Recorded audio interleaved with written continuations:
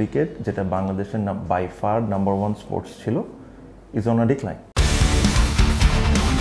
বাংলাদেশের ক্রীড়াঙ্গনে যদি একটি নাম লেখা হয় সবচেয়ে উজ্জ্বল অক্ষরে, তবে সেটা নিঃসন্দেহে সাকিব আল হাসান। ব্যাটে বলে তার অনন্য পারফরমেন্সের জন্য বিশ্বজুড়ে পরিচিত হলেও মাঠের বাইরেও নানা আলোচনা সমালোচনার জন্ম দিয়েছেন তিনি। তবুও মাঠের পারফরমেন্স দিয়ে বারবার প্রমাণ করেছেন তিনি বাংলাদেশের ক্রিকেটের পোস্টার বয়। সাম্প্রতিক সময়ে দেশের এক শীর্ষস্থানীয় জাতীয় দৈনিককে দেওয়া সাক্ষাৎকারে এমনই একটি অবাক করে দেওয়া মন্তব্য করেছেন সাকিবেরই সাবেক সতীর্থ তামিম ইকবাল। সাক্ষাৎকারে তামিম বলেন, বাংলাদেশের ক্রীড়াঙ্গনের ইতিহাসে যদি একজনকে বেছে নিতে হয় তবে তা হবে সাকিব, এতে কোনো দ্বিধা নেই। তামিম আরও যোগ করেন, অনেকেই মনে করেন আমাদের মধ্যে শীতলতা বা দ্বন্দ্ব আছে, কিন্তু আমার দৃষ্টিতে সম্পর্ক সবসময় স্বাভাবিক ছিল।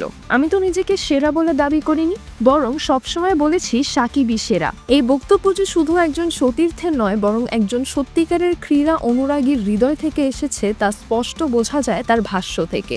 সাকিব অ্যাজ আ পলিটিশিয়ান আমি সরাই দিলাম, সাকিব পলিটিশিয়ান সরাই দিলাম, সাকিবকে না। তামিম এও বিশ্বাস করেন, আমরা দুজনেই হয়তো কিছু ভুল করেছি, কিন্তু একদিন যদি একসঙ্গে বসে সব আলোচনা করি তাহলে সবকিছু মিটে যাবে। আমরা যদি একসাথে থাকি তবে এখনো বাংলাদেশ ক্রিকেটকে অনেক দূর এগিয়ে নিতে পারি। একসাথে মিলে বসে এই জিনিসটাকে কিভাবে করে রিভাইভ করা যায়। তবে বাস্তবতা একটু ভিন্ন। দীর্ঘদিন ধরে সাকিব জাতীয় দলের বাইরে। একদিকে তিনি আওয়ামী লীগের সংসদ সদস্য, অন্যদিকে একটি হত্যা মামলার আসামি। এই জটিল অবস্থার কারণে দেশে ফিরতেও পারছেন না এই বিশ্বসেরা অলরাউন্ডার। বাংলাদেশ ক্রিকেটে তিনি যা রেখে গেছেন সেটি ইতিহাসের পাতায় সোনালী অক্ষরে লেখা থাকবে। তবে ভবিষ্যৎ প্রজন্মের জন্য সবচেয়ে বড় বার্তা হতে পারে তামিমের এই স্বীকারোক্তি।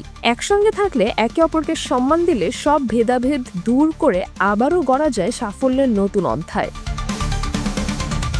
সিজরাতুল আভা, দৈনিক আওয়ার বাংলাদেশ।